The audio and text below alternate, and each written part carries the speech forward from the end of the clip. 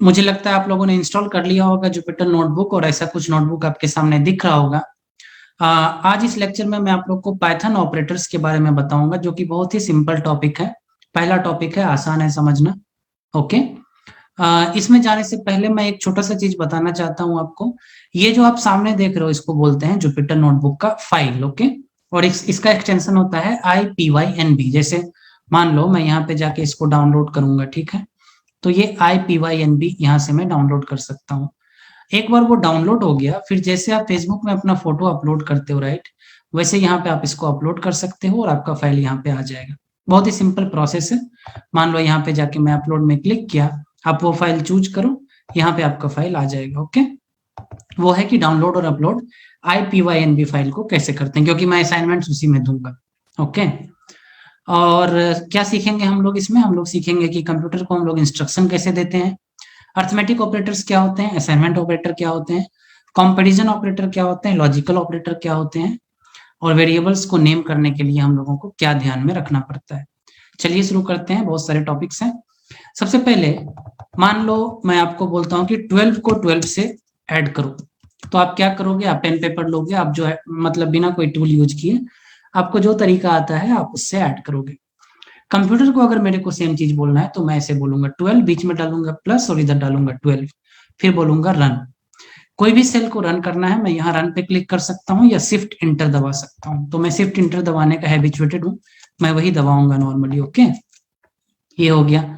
मान लो मैं आपको बोलता हूँ 12 को 12 से मल्टीप्लाई करो, तो आप पेन पेपर में जैसे करोगे एक तरीका है, कंप्यूटर में करना है बीच में स्टार्ट डालेंगे, हो जाएगा। ओके। 12 को 12 से डिवाइड करो, ऐसे करेंगे, हो जाएगा। ओके। मान लो आप कई वेबसाइट में देखते होगे, जब गलत यूजर आईडी और पासवर्ड डालते हो तो आपको बोलता है कि इनकरेक्ट यूजर नेम और पासवर्ड। ठीक है, मतलब कंप्यूटर में कोई इंस्ट्रक्शन डाला है कि इनकरेक्ट यूजर नेम और पासवर्ड वहां पे बताओ यूजर को, तो किसी ने जाके ऐसा लिखा होगा वहां पर, प्रिंट इनकरेक्ट, है ना, यूजर नेम और पासवर्ड और एंड पासवर्ड जो भी। तो मैं आपको क्या समझाने की कोशिश कर रहा हूं कि कंप्यूटर को हम लोग कोई भी काम करने के लिए कैसे बोलते हैं। यहाँ मैं पाइथन इंटरप्रेटर को बोल रहा हूँ कि भाई मेरे को 12 12 से डिवाइड करके दो। मैं अगर बोलूंगा 12 12 से मल्टीप्लाई करके दो, ये ऐसा देगा। मैं बोल रहा हूँ ये प्रिंट करके दो, ये ऐसा प्रिंट करके देगा। ठीक है, तो पाइथन में हम लोग ऐसे इंस्ट्रक्ट कर रहे हैं मशीन को, कंप्यूटर को, कि ये करना है तुमको। ये चीज समझ में आ गया? आगे बढ़ते हैं।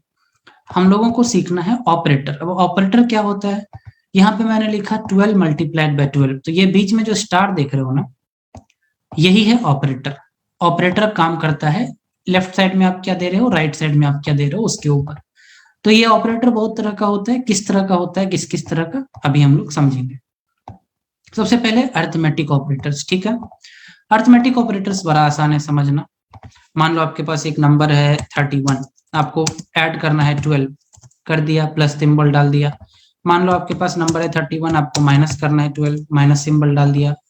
मान लो आपके पास 31 नंबर है, आपको मल्टीप्लाई करना है 12, मल्टीप्लाई सिंबल डाल दिया। मान लो आपको डिवाइड करना है, ये डिवीजन का सिंबल होता है, यहाँ पे फॉरवर्ड स्लैश कर दिया। मान लो आपको पावर करना है, पावर का क्या मतलब है? मान लो 3 को मेरे को 3 बार मल्टीप्लाई करना है, 3 × 3 × 3, तो ऐसे कर सकते हैं, या फिर यहाँ पे 2 स्टार डाल के एक 2 डाल सकते हैं, सॉरी 3 डाल सकते हैं, तो वो क्या हो जाएगा? पावर ऑपरेटर बोलते हैं इसको। 3 को 3 बार मल्टीप्लाई करो, 4 कर दिया तो 4 हो जाएगा। ओके, तो ये हो गया डिवीजन मल्टीप्लीकेशन वगैरह। एक और ऑपरेटर होता है, उसको बोलते हैं मॉड्यूलो ऑपरेटर और मॉड्यूलस ऑपरेटर। जैसे मान लो 12, उसका सिंबल होता है ये परसेंटेज वाला सिंबल, ऐसे कर दिया तो 0 हो गया। इसका क्या मतलब होता है कि ये रिमाइंडर देता है आपको। जैसे 12 को 6 से डिवाइड करोगे तो रिमाइंडर क्या बचेगा? 0। 5 से करोगे तो क्या बचेगा? 2। तो ये मॉड्यूलर ऑपरेटर आपको रिमाइंडर देता है। ठीक है, क्या क्या हम लोगों ने देखा? Addition, subtraction, multiplication, division, power operator, reminder operator. Okay, ये सभी को हम लोग बोलते हैं अर्थमेटिक ऑपरेटर्स की कैटेगरी है ये। अर्थमेटिक ऑपरेटर क्यों? क्योंकि ये नंबर्स पे नॉर्मली काम करते हैं। ओके, आगे बढ़ते हैं। दूसरा कैटेगरी है असाइनमेंट ऑपरेटर का। असाइनमेंट ऑपरेटर समझने के लिए आपको समझना पड़ेगा कि वेरिएबल और कांस्टेंट में डिफरेंस क्या होता है। सबसे पहला चीज, मान लो अभी तक मैं आपको जो 1 2 3 4 12 13 14 दिखा रहा था, ये सब कांस्टेंट नंबर्स, ये चेंज नहीं हो सकते।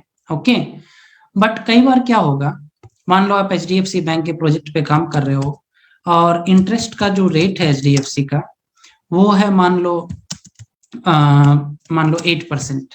ओके, और अगले क्वार्टर में ये इंटरेस्ट का रेट जो है वो चेंज हो गया, मान लो 9% हो गया। ठीक है, तो आपको अपने प्रोग्राम में ऐसा लॉजिक लिखना है कि ये जो चीज है ये हम 8 से 9 अपडेट कर सके बिना कोड में ज्यादा चेंज किए हुए। तो आप क्या करोगे, आप इसको एक वेरिएबल में स्टोर करोगे इंटरेस्ट रेट बोल के, और आप बोलोगे इज इक्वल टू 8। ओके, और अगले महीने या अगले क्वार्टर जब इसको 9 बनाना होगा तो आप यहाँ पे जाके सिर्फ इस 8 को 9 बना दोगे, तो आपका आगे का जो कैलकुलेशन है वो सब में आसानी हो जाएगा। तो यहाँ पे हम लोग क्या कर रहे हैं, यहाँ पे हम लोग एक वेरिएबल क्रिएट कर रहे हैं। ये एक वेरिएबल है जिसमें हम कोई वैल्यू डालते हैं और हम उसको बाद में चेंज कर सकते हैं। ठीक है, और कांस्टेंट क्या है, जो बाद में चेंज नहीं हो सकता, जैसे ये चीज है 31 12, ये चीज है। अभी यहाँ पे जाके मेरे को देखना है कि वेरिएबल क्रिएट कैसे होता है, वेरिएबल असाइन कैसे होता है। तो आप देख लो, मैं यहाँ पे इज इक्वल टू साइन दिया, single is equal to. Single is equal to का मतलब है मैं कंप्यूटर को ये बोल रहा हूँ, create a variable interest rate. Okay, create a variable interest rate and store और असाइन, जो भी बोलो आप, स्टोर असाइन 8 to it। ठीक है, बाद में जब मैं ये रन करूंगा तो वो 9 असाइन कर देगा उसको। तो ये इज इक्वल टू क्या हुआ, आपका असाइनमेंट ऑपरेटर हो गया। अब एक और मान लो, मेरे को क्या करना है कि मेरे को इसका वैल्यू 1 से बढ़ाना है।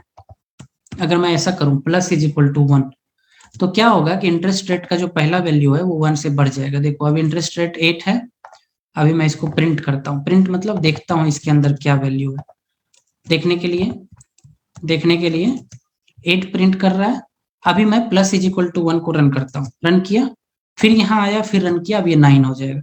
अभी प्लस इज इक्वल टू को एक और बार रन करूंगा, फिर यहाँ होगा तो ये एक और से बढ़ जाएगा। सिमिलरली एक माइनस इज इक्वल टू होता है। ठीक है, यहाँ किया, अब ये 9 हो जाएगा, एक बार घट जाएगा वैल्यू। तो आप देखो वैल्यूज कैसे अपडेट हो रहे हैं। वैल्यूज को हम अपडेट कर रहे हैं एक ही वेरिएबल के वैल्यू को।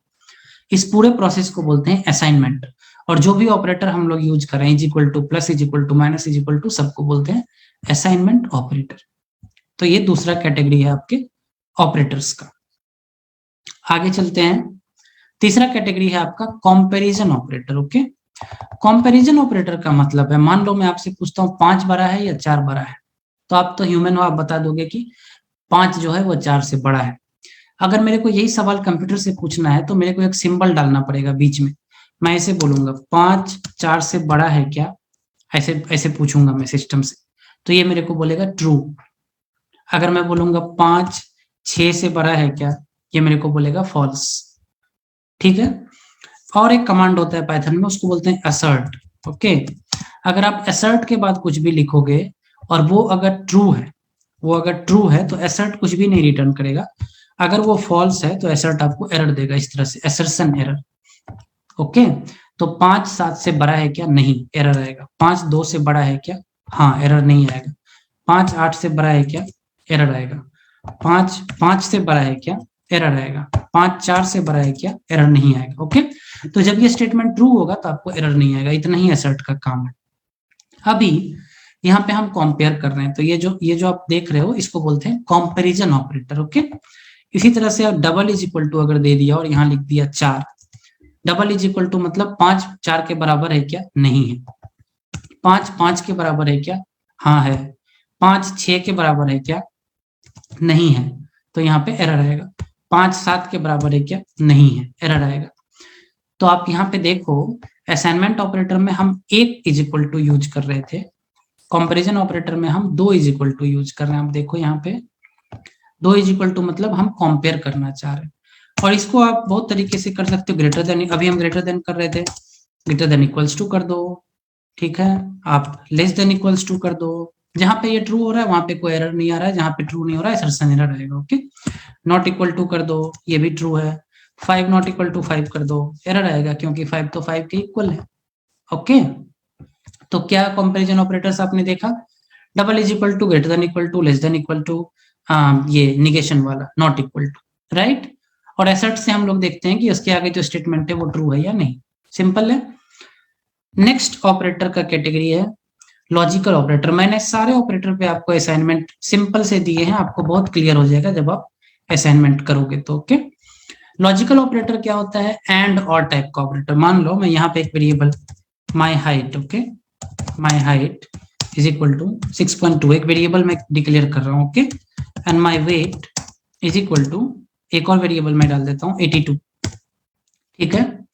अब मान लो मैं चेक करना चाहता हूं कि इन दोनों में वैल्यू सही गई है कि नहीं गई है, तो मैं कैसे चेक कर सकता हूं? मैं बोलूंगा एसर्ट। आपको पता है एसर्ट के बाद हम जो लिखते हैं वो अगर ट्रू होता है तो एसर्ट कुछ भी नहीं रिटर्न करता है, फॉल्स होता है तो एसर्ट एरर देता है, ठीक है। तो आप यहाँ पे देखो मैं कैसे लिख रहा हूं, एसर्ट और ये पूरा चीज मतलब एक चीज है लेफ्ट में और एक चीज है राइट में। तो अगर लेफ्ट वाला राइट वाला दोनों सही हो जाएगा तो इसका कोई एरर नहीं आएगा, और अगर एक भी इसमें से रॉन्ग हो जाएगा तो ये एरर देगा, ओके। यहाँ पे एरर दे रहा है। अभी आपको ये समझना पड़ेगा कि ये एंड का क्या काम है। एंड का यही काम है कि लेफ्ट हैंड में इसके जो लिखोगे और राइट हैंड में जो लिखोगे दोनों को कंबाइन करके ये रिजल्ट बताता है। अगर हम एंड के जगह और कर देंगे तो मेरे को एरर नहीं आएगा। क्यों नहीं आएगा? क्योंकि लेफ्ट और राइट में कोई भी एक अगर सच होगा या ट्रू होगा तो एरर नहीं आएगा, फाइन। तो ये जो एंड और मैंने लिखा इसी को बोलते हैं लॉजिकल ऑपरेटर, ओके। ये एक और कैटेगरी हो गया ऑपरेटर का। सारा कैटेगरीज हमने कवर कर दिया। अब अर्थमेटिक बहुत ही सिंपल है, आसान है, प्लस माइनस वाला। असाइनमेंट कैसे असाइन करते हैं वेरिएबल को वैल्यू, कंपैरिजन कंपेयर कैसे करते हैं, लॉजिकल बस एंड और नॉट वाला, ओके। तो अभी आपने देखा होगा कि मैं यहाँ पे वेरिएबल बना रहा हूँ, माई हाइट, माई वेट। तो मैं ये नाम कैसे सोच रहा हूँ या मैं कैसे डाल रहा हूँ, तो उसी के लिए रूल्स फॉर नेमिंग वेरिएबल थोड़ा देख लेते हैं। मान लो मैं यहाँ पे लिखता हूँ 3 नेम इज इक्वल टू अमन। क्या ये होगा? नहीं होगा। क्यों नहीं होगा? क्योंकि वेरिएबल नेम में आप आगे डिजिट नहीं डाल सकते, पीछे डाल सकते हो, आगे नहीं डाल सकते। जैसे यहाँ पे मैं नेम 3 करूंगा चलेगा, नेम 3 चलेगा, लेकिन आगे नहीं डाल सकते, ओके। आगे आप अंडरस्कोर डाल सकते हो और लेटर्स डाल सकते हो, वो चलता है। वेरिएबल नेमिंग में बीच में आप स्पेशल कैरेक्टर नहीं डाल सकते, जैसे यहाँ मैं डॉलर नहीं डाल सकता, ये एरर देगा। बीच में स्पेशल कैरेक्टर नहीं, ओके। ये सब कुछ रूल्स हैं वेरिएबल नेम करने के लिए। अनदर इंपॉर्टेंट थिंग आपको समझना है कि पाइथन केस सेंसिटिव लैंग्वेज होता है। जैसे मान लो मैं एक वेरिएबल बनाया नेम, नेम में मैं लिख दिया अमन, और एक वेरिएबल बना दिया जहां पे मैं कैपिटल एन लिख दिया, ओके। बहुत इंपॉर्टेंट है ये समझना कि ये नेम और ये नेम दोनों अलग है, ओके। इस नेम में अमन है, इस नेम में कुमार है, कोई प्रॉब्लम नहीं है। पाइथन छोटा वाला एन को अमन समझेगा और बड़ा वाला एन को कुमार समझेगा, ओके। तो आपको ये समझना है कि Python is a case sensitive language, दोनों का मतलब अलग अलग है यहाँ पे, फाइन। वेरिएबल का नेमिंग कैसे करना है, कुछ चीजें हैं जो आपको ध्यान रखना है। मान लो एक वेरिएबल है आपके पास इंटरेस्ट रेट, तो आप ऐसे लिख सकते हो, जैसे मान लो यहां मैं आया इंटरेस्ट रेट, या फिर आप सीधा सीधी ऐसे लिख सकते हो इंटरेस्ट रेट, या फिर आप बीच में एक अंडरस्कोर डाल सकते हो, जैसे ये आया, इसमें आप कर दोगे अंडरस्कोर रेट। तो आप खुद देखो कि किस में ज्यादा अच्छा रीडेबिलिटी हो रहा है। तो बीच वाले में नहीं हो रहा है, फर्स्ट वाले और थर्ड वाले में हो रहा है। तो इसी में से कोई एक अप्रोच लेके आप बनाओगे अपना वेरिएबल का नेम। हमेशा ध्यान रखना कि वेरिएबल में रीडेबिलिटी होना चाहिए, कोई और भी पढ़े तो उसको समझ में आना चाहिए, इस तरह का होना चाहिए, ओके।